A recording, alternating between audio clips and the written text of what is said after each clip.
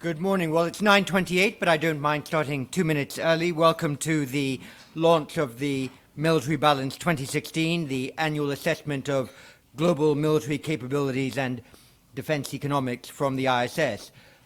Joining me to answer your questions today are Dr. Bastian Giegerich, James Hackett, Brigadier Ben Barry, Douglas Barry, Nick Childs, and Giri Rajendran.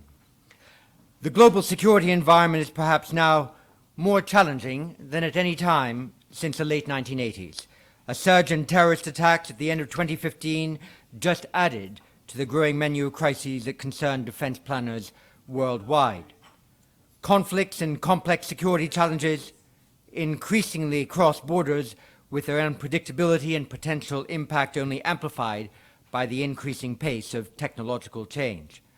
This, in turn, is affecting military modernization worldwide, which has become broader and more varied in scope. The proliferation of advanced military capabilities and of new and innovative technologies is leading to an increasingly complex military balance of power. There is growing access across the world to military-relevant high technologies.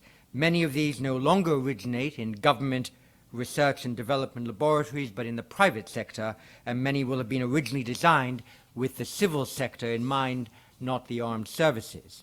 This presents a challenge for government not just in keeping pace with the latest technology, but also monitoring its proliferation and coping with the blurred boundaries between civil and military technologies and offensive and defensive military systems.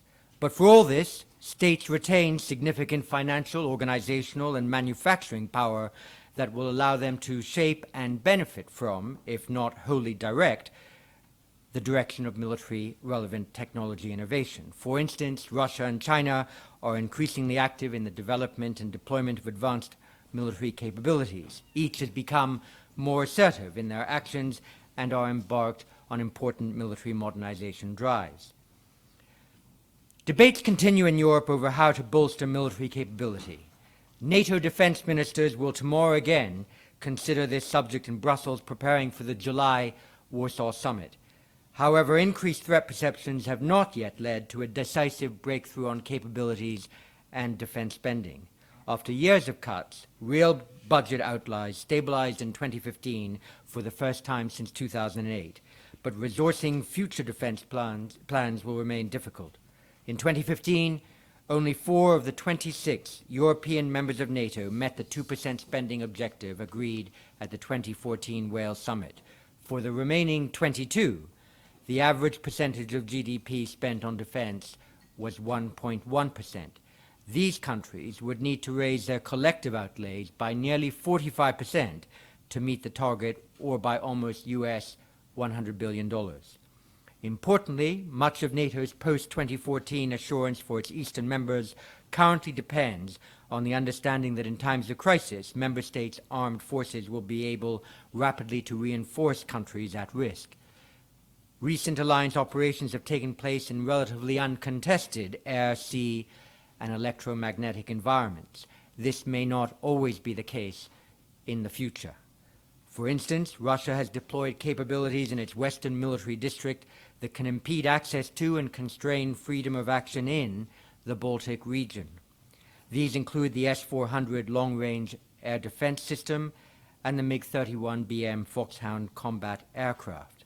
During a snap exercise in early 2015, Moscow for a short time moved Iskander-M short-range ballistic missiles into Kaliningrad. With a reported range of up to 500 kilometers, these missiles would bring much of Eastern and Northern Europe into reach. However, the advanced systems now in service with Russia's armed forces, like the Ka-101 and Ka-555 air-launched cruise missiles and the Kalibr naval cruise missile, have even greater standoff ranges, with these in the order of 2,000 kilometers for Kalibr and perhaps 4,000 kilometers for the Ka-101. Targets in Europe are within effective reach from a launch deep within Russian territory. As such, Russia's potential anti-access area denial A2AD challenge calls into question a key element of NATO's plan initiated in Wales rapidly to reinforce allies. For NATO to meet this challenge, the alliance has to rediscover skills that have faded and renew capabilities that have been reduced. For instance, Russia's recapitalization of its cruise missile inventory raises questions as to NATO's ability to currently defend against such systems. Some NATO states have capabilities like Patriot missiles, but a key challenge remains adequate detection time and ensuring defensive coverage. Training needs to be broadened further to respond not only to resourceful insurgents, but also to determined, technologically savvy states, and taking into account of potential operations in high-threat environments. Air forces, for instance, have emphasized training against IR-guided manpads. Now training needs to increase against radar-guided air defense missiles like Russia's SA-20 and SA-21. Land forces need once again to take account of modern armored forces and increased vulnerability from heavy rocket and artillery fire. In the maritime domain, awareness of an A2AD challenge should mean renewed attention on task force level anti-submarine warfare, as well as air defense against high-speed weapons and cruise missile threats. Meanwhile, last year's strengthened Baltops exercise in the Baltic Sea concentrated significant naval assets there, but it is doubtful whether this would represent a credible deployment option for NATO in the evolving A2AD environment. Maritime planners will need to consider new or different capabilities for high-threat scenarios. Another area of concern is electronic warfare. It can no longer be assumed that the electromagnetic spectrum is a permissive environment. The U.S. military acknowledged that for around 10 years they focused on EW related to terrorism, counterinsurgency, and SIGINT, while Russia developed high-powered jamming capability with the ability to disrupt UAVs and compromise communications. Turning to the Gulf, Russia late last year discussed delivering to Iran an S-300 air defense system delayed by sanctions restrictions. While a considerable proportion of Iran's inventory is so old that it can be considered obsolete, the lifting of sanctions gives Tehran an opportunity to revisit its defense policy, and though prohibitions on the sale of defense equipment remain, might eventually allow it to address weaknesses in conventional forces. Although the steep decline in oil prices could restrict regional states' defense spending, if Iran rearms, it will spur others to consider procuring additional military equipment and may drive increased cooperation across the Gulf Cooperation Council. As our data indicates, most of Iran's frontline combat air power dates back to the 1970s. F-4s, F-5s, and F-14s, and a significant proportion of Iran's helicopter fleet have all been kept in service by a combination of local maintenance skills and parts bought on the so-called gray market. Even Iran's MiG-29s are early models. The same goes for land and naval forces, with the T-54-55 and Chieftain main battle tanks and the Alvan-class corvettes amongst those showing their age. Iran's acquisition of Kilo-class submarines increased its ability to project conventional military power in tandem with its development of asymmetric capabilities designed to offset conventional weakness, including its ballistic missile inventory. Previously, Gulf states assumed that they would retain a qualitative edge over Iran. If Iran rearms, this assumption may no longer hold. For instance, a decade out, Gulf air forces looking to engage Iran's ballistic missiles before launch could encounter an air force much more capable of contesting its airspace and an integrated air defense network able to pose a significant challenge. Some Arab states and Israel have spent substantial sums on defense equipment in recent years, including on missile defense. Here, Gulf procurements have largely been driven by concern over Iran's ballistic missile arsenal. But while the U.S. has exhorted Gulf states to better coordinate these capabilities, the U.S. still remains at the hub of regional missile defense. If Iran rearms, this may spur greater cooperation among GCC states, building on the military ties now seen in Yemen. But Gulf states, aware that Iran will always have an edge in terms of force size, will likely look to procure yet more advanced weapons, for instance, high-speed precision strike or cruise missiles, that would allow them still to reliably engage military targets, even with more capable Iranian opposition. Russia's employment of advanced cruise missiles over Syria and China's display of capabilities like the longer-range DF-26 missile at its September 2015 military parade highlighted that advanced weapon systems are no longer the preserve of Western states. These include capabilities suitable for A2AD tasks, armored combat vehicles, ballistic missiles, and land attack cruise missiles. Russia's Armata tank, displayed at the May Victory Parade, utilizes innovative technology developments and is a radical departure from previous Russian designs. The high technology developments recently seen in the West are increasingly mirrored elsewhere. Both China and Russia have programs to develop hypersonic glide vehicles and high-speed precision weapons. Unmanned systems, particularly UAVs, are now relatively common around the world. Noteworthy developments in the past year include the appearance of armed UAVs of Chinese origin in Iraq and Nigeria. Small UAVs, often of commercial origin, are increasingly finding their way into inventories.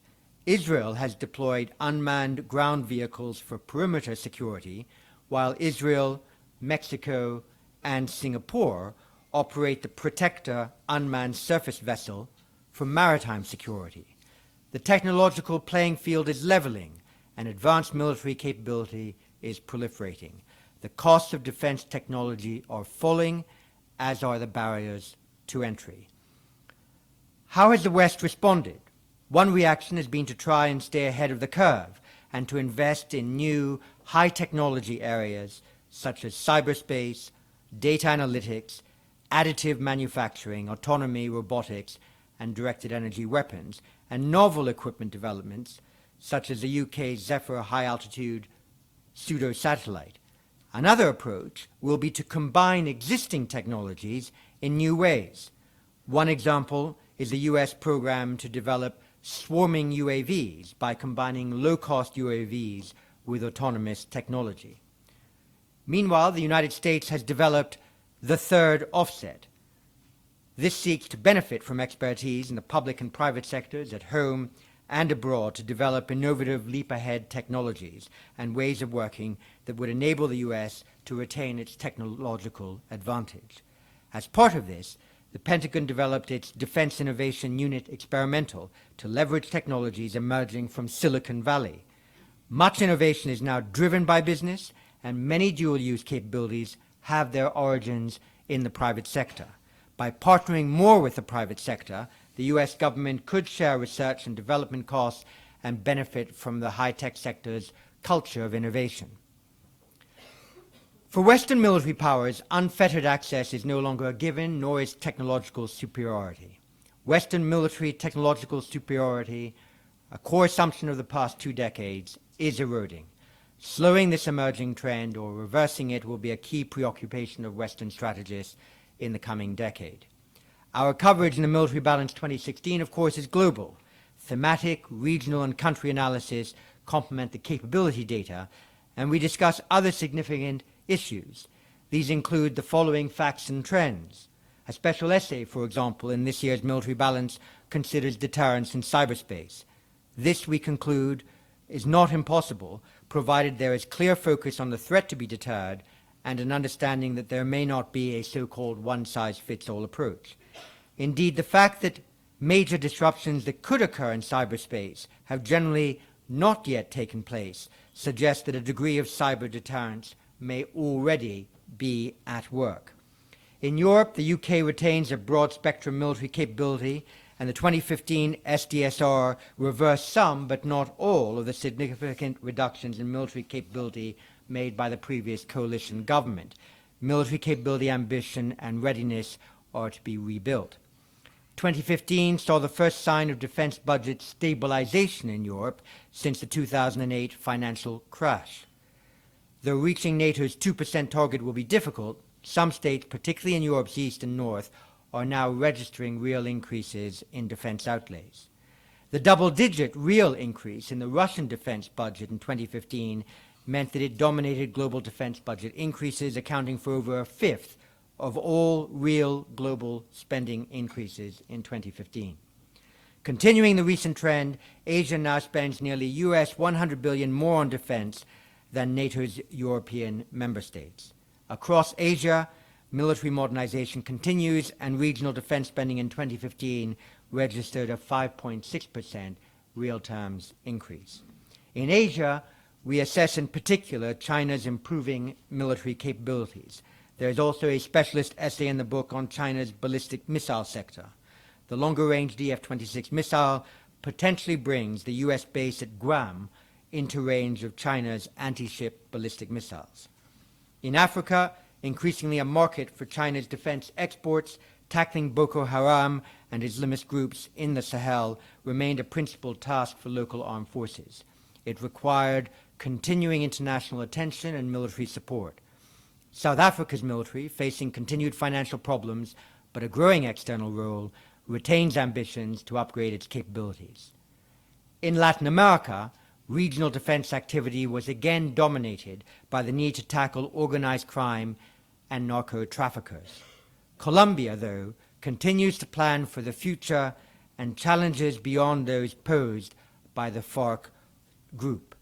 Similarly, Mexico has adapted its forces to face internal threats, but is now modernizing to prepare for new external roles.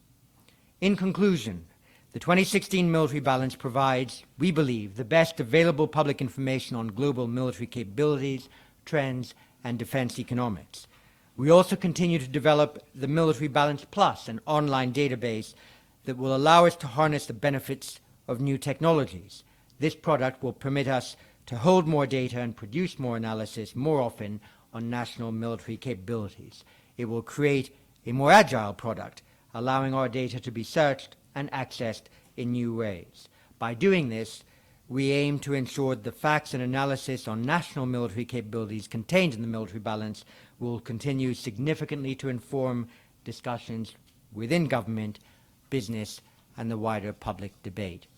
Thank you very much. Our team here and in the front row is ready to take any questions that you have on this statement or the issues raised by the Military Balance 2016. If you could stand when I recognize you and the microphone will come to you, I hope. Yes, sir. If you could stand, and then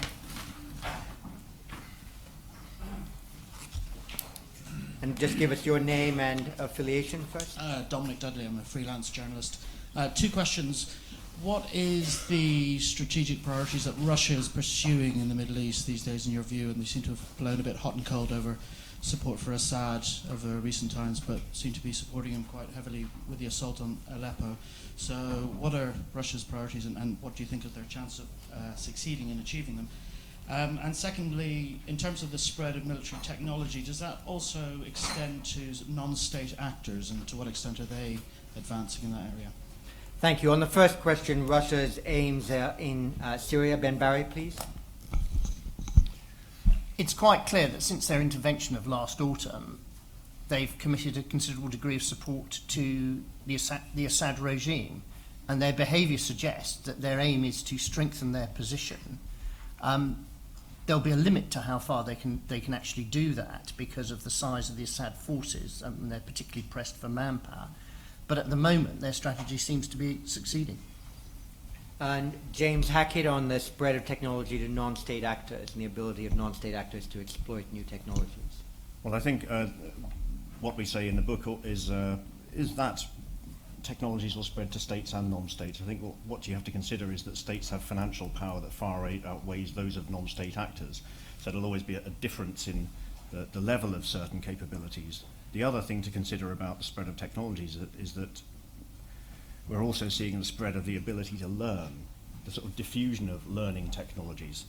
So, for instance, YouTube training, the diffusion of IEDs that we saw across from Somalia and that have now proliferated across other conflicts in other parts of the world.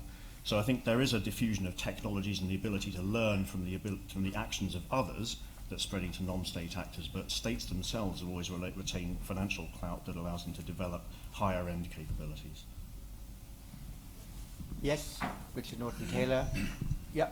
There you go. Richard Ortega, The Guardian. Could I also ask two questions? What do you think that North Korea is really up to? And secondly, how does the question of Trident renewal here feature in the scenario you have presented? Ben Barry on Trident, and if Nick Childs wants to take on North Korea. Well, the government's committed to Trident. There are some significant questions about its affordability, the fact that there's a large contingency in it. And the world as we read it makes the prospect of nuclear disarmament in the short term very difficult to envisage. Maybe just a preface on the North Korea answer, on which Nick Childs might elaborate. I mean, countries have obviously wanted to sanction North Korea's recent rocket launch that apparently succeeded in putting a satellite into orbit, employing three-stage separation. I think the question that analysts will be looking at over the next several weeks is whether the mass of the satellite launched was, in fact, as the Republic of South Korea has recently claimed, almost double that of previous launches, which would indicate some advance of North Korea in developing the capabilities for an intercontinental ballistic missile. But that's the analysis that over the next several weeks, I think, a lot of people will need to be engaged in to judge whether this launch in recent days had signaled a material improvement in North Korea's journey towards developing an ICBM. Nick or... John, I think in terms of the broader political and diplomatic aspects, one can also look at the timings of these two events, the rocket launch not long after the recent nuclear test. So a large part of the elements of this are to do with political messaging, both on the international stage, but also in terms of internally within North Korea as a further assertion of the current leadership's abilities and ability to retain power. But as John said, in broader terms, there needs to be further assessment of what this means as far as any advances in the technical capabilities that North Korea has for what everyone suspects, which is the attempts to mate a rocket capability with a nuclear warhead capability, and there are still many issues beyond putting a satellite into space, not least the issue of the re-entry vehicle, which would be required for any militarization of this capability. Happily, the IISS does have a rocket scientist on its staff, so I hope in the next couple of days Michael Ellerman will be publishing a blog on the IISS website analyzing what the questions are that need to be asked about this most recent test. Yes? Julian Nuttall, Battlespace. What do you see as the key technology for the third offset to make it a game changer? And is the current DoD procurement policy agile enough to bring it in service quickly? Third offset? Ben? There are two aspects of this. First of all, Secretary Carter is quite clear that he wants to exploit emerging civilian technologies. I mean, he set up offices in Boston and Silicon Valley to help him do that. And one anticipates that particularly autonomy to get swarming UAVs, driveless vehicles and maritime vehicles as well. But they're also looking at what you might call high-powered, modern, dedicated military technology. For example, they see real opportunity with the railgun technology, both for guns on warships and on land, both as a way of doing artillery better, but also doing defences against incoming rockets and missiles, where the projectiles are much cheaper than the rockets and missiles. Can the Pentagon behave agilely? Well, in the previous decade, it took a lot of beating and forceful leadership, particularly by Secretary Gates, to make it do so. Certainly Carter and his staff, for example, Assistant Secretary Walk, are using the right sort of words. But as ever with US defence, the way the money is allocated and the way the bureaucracy works, including legal provisions, does reinforce the power of vested interests. And overcoming those, and if you like, making the elephant dance, is going to be really challenging. Gary and then Doug. Yeah, just to say on the acquisition element of this, in some respects, the DoD and DARPA in particular, the Defense Advanced Projects Agency, has to, in some respects, relearn its origins, because in the 50s and 60s, it was not just in the military realm that this research was being done. I think one of the nicest phrases I've heard about DARPA was that, at its inception, it was about 100 geniuses networked by a travel agent.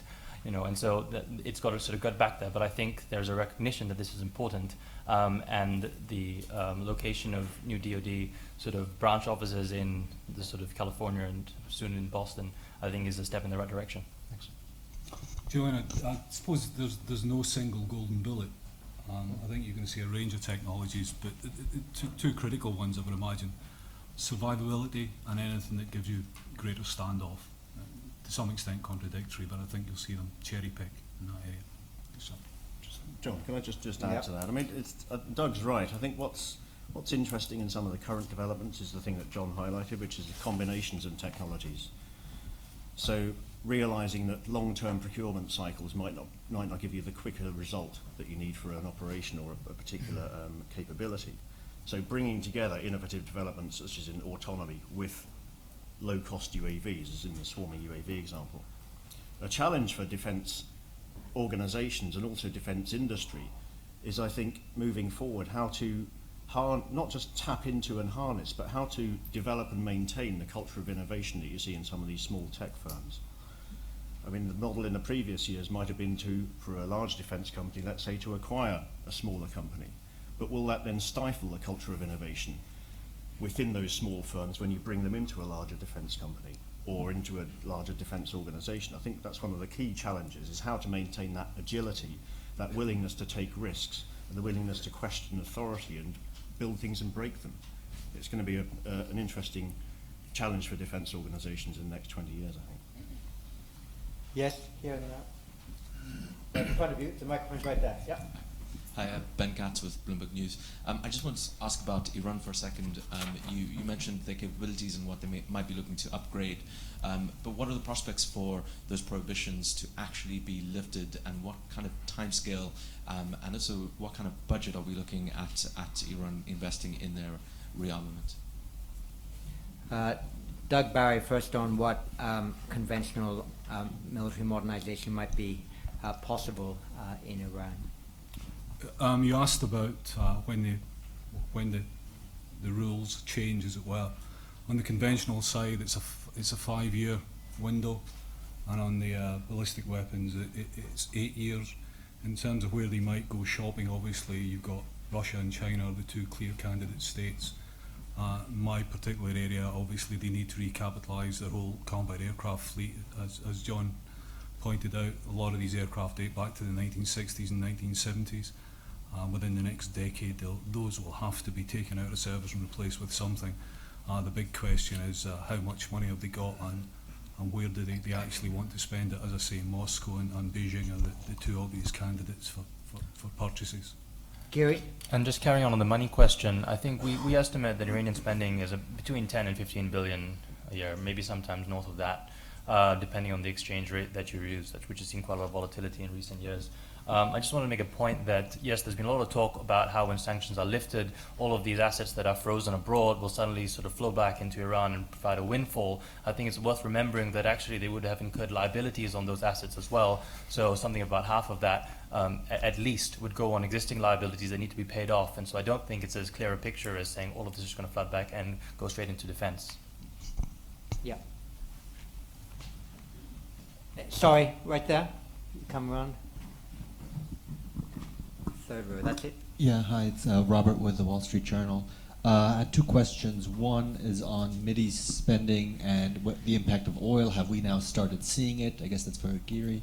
And then maybe for Doug, a lot of the new kit that's coming in now was developed and basically procured when oil was higher. And even though spending has gone up now, a lot of that is on operations in the last year. So I'm just wondering what you're seeing in terms of the effect on current modernization programs from a budget that may be under strain. Gary first and Doug. On the spending, Robert, thank you for that difficult question. the Middle East is getting harder and harder to assess and to estimate the spending. It's already an opaque region. It's getting more and more so. There are more countries in turmoil, which means that budgetary documentation is getting poorer. Our estimate is that from the Arab Spring onwards in 2011 till 2014, spending was increasing at about 10% per annum. Last year, in 2015, we think it's decelerated quite considerably to about 1-2% in real terms per annum. But the confidence interval on that is quite wide because of the difficulty with the information there.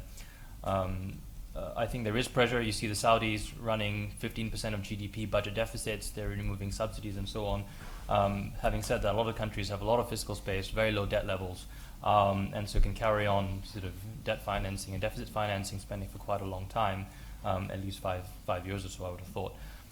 Nonetheless, I think we have seen an impact relative to the 10% per annum increases we were seeing prior to 2015. Doug? I think what's interesting, Robert, in this one is that some of these forces, Saudis and the UAE in particular, are now looking at significant operational costs over a prolonged period, which they actually haven't really had to face before. So you're shifting your spend from future procurement plans to actually ongoing ops. It's a major cost. In terms of support maintenance, obviously that's going to drive spend, and also replacing your munitions inventory, which you're expending at quite a considerable rate. And obviously this is all determined by how far and how long the UN operation continues for. Thanks. Yes? If you could stand. There we go. Thank you. David Blair, Daily Telegraph. How do you assess the progress of Iran's ballistic missile program? Were there any particular advances in 2015? And does the Gulf's investment in missile defense represent a rational response to that threat? Thank you. Well, before I bring in Doug to give a 60,000-word reply to that question, I should advertise that we hope later this year to issue a strategic dossier specifically on GCC missile defense and, of course, the threat against which that missile defense might be deployed. But Doug's one of the co-authors of that dossier, so give us an early executive summary. I'll answer that question in reverse, as it were. In terms of a rational response, I think that's probably determined pretty much by where you're sitting. If you're sitting in London, perhaps it doesn't look too rational. If you're sitting in Bahrain or Saudi Arabia or the UAE, given the nature of the threat and the proximity, it probably seems perfectly rational. In terms of what the Iranians have been up to, yes, they continue to be very active in terms of ballistic missile technologies. We've seen a continuing emphasis, or shift in emphasis perhaps, towards solid propellant away from liquid propellant. More, it's easier to handle. You can fire your missile more quickly. They've looked at a variety of range extension options. They've looked at a variety of ways to increase accuracy. One of the biggest issues they still have is the majority of their inventory, the weapons are pretty inaccurate.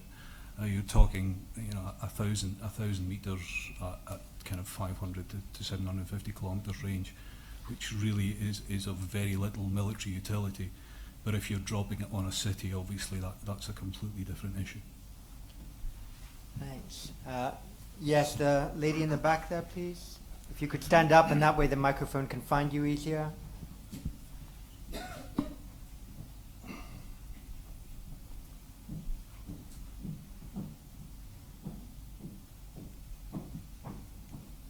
Thank you. Stevenson, Flight Global. You mentioned the sophistication and proliferation of UAVs from the emerging nations. Can you just make some comment to the sophistication of the manned surveillance aircraft coming from these countries? Doug? Beth, sorry, do you have any Manned surveillance aircraft. Yeah. any particular countries in mind? In terms of what they're actually doing in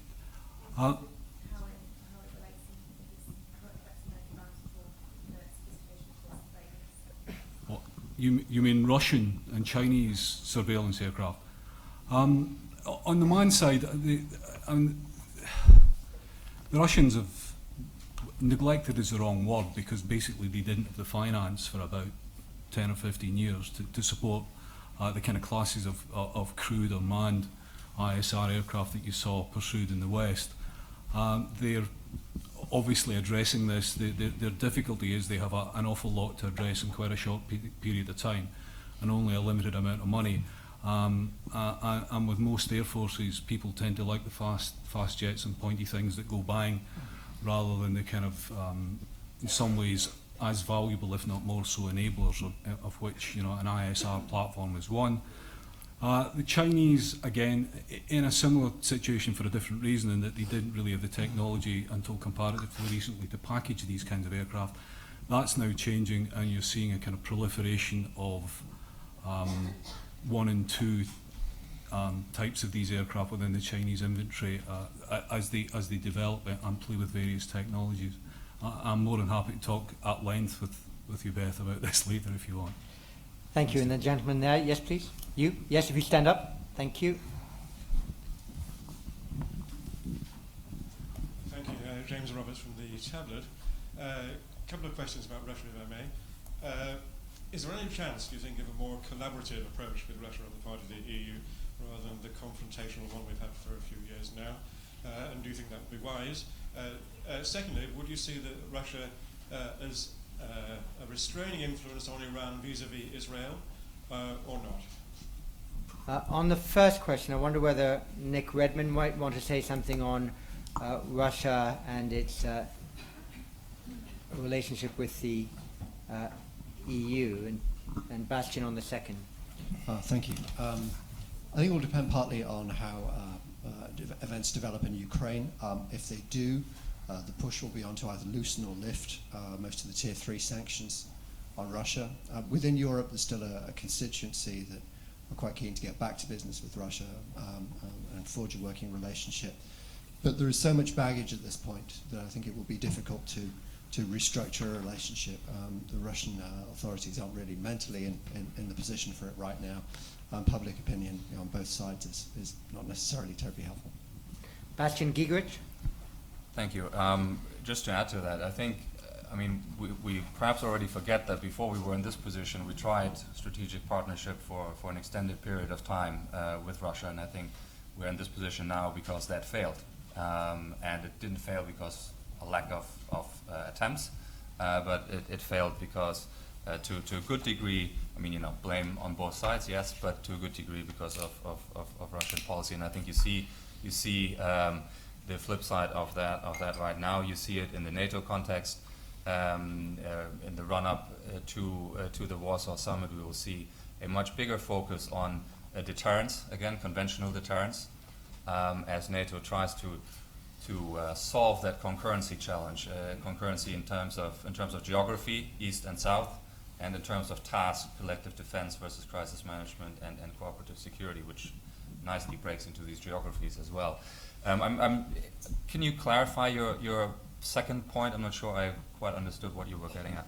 The second point about Russia and Iran and Israel. It seems that Iran doesn't want Israel to exist, so declared. Russia has a more complex relationship with Israel, and obviously Russia and Iran are close allies. So I just wonder what kind of influence do you think Russia might be having on Iran with regards to Israel? Ben? Well, the one thing to say is it's very difficult to imagine the recent deal between the international community and Iran without Russia having played an active role. Yes.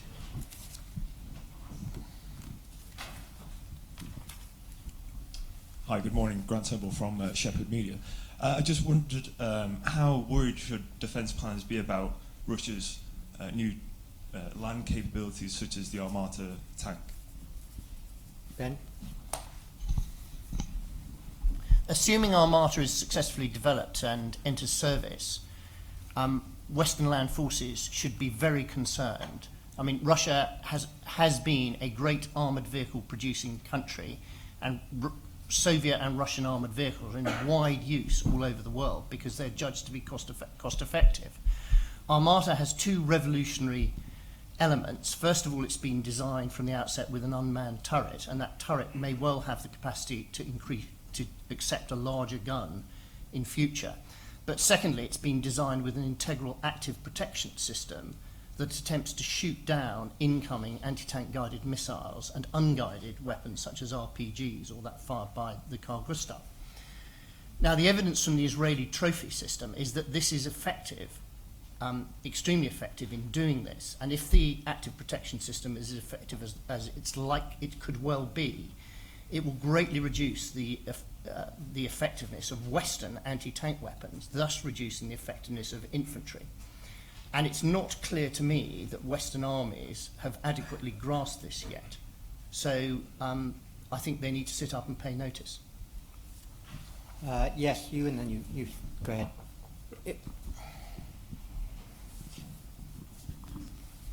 Hi, Sam Nussi from Nikkei. I wanted to ask, has there been a big ramp up in Chinese weapons exports over the last year? And are there any particular countries that China is putting particular energy into? For example, Africa, in Africa. Thanks. Yeah, we do actually have, I think, a graphic in the military balance on Chinese arms exports specifically to Africa. But James, would you like to answer that? Well, I think basically I just refer you to the graphic. I mean, what the graphic does, it illustrates across the African continent over the last 5 years the major deliveries by type. Of course, a lot of those will be in terms of armoured vehicles. But I think the interesting development that's been highlighted in the press statement was the delivery of the armed UAV to Nigeria, as of course, and also Iraq, which indicates a new development in the proliferation of UAVs globally, but also an interesting development in China's arms exports to Africa. But I just commend that graphic to you, I think, and that in conjunction with the arms procurement tables at the back of the Asia entry will give you a nice synthesis of the situation. Bastian Gigerich? Just to add one point to what James has just said, I think what we're seeing is a move where Chinese exports to Africa were essentially legacy copies of Soviet-era systems, and now we're beginning to see indigenous Chinese systems appearing in Africa. But the graphic gives you a wonderful overview of this. Yes. Abdulaziz Al-Khamis, that's Saudi.info. What's the effect of the Yemen war now, the recent Yemen war, on the Middle East military allies? Ben? Well, as far as the US-led coalition against Daesh, ISIS is concerned, it's had a negative effect because many of the Arab states that were bombing ISIS, they've now switched their air effort to the Saudi-led coalition, and that certainly has made the air campaign against ISIS much more difficult. The campaign in the Yemen seems to have settled into a fairly static conflict at the moment. The civilian suffering has been profound, and what is not clear is how we're going to get from the current state of the war to a political solution, and also how the conflict in Yemen actually helps reduce the influence of jihadist groups, particularly Al-Qaeda in the Arabian Peninsula. And I think there's some very tricky political questions for the Saudi-led coalition and its supporters to grapple with over the coming months.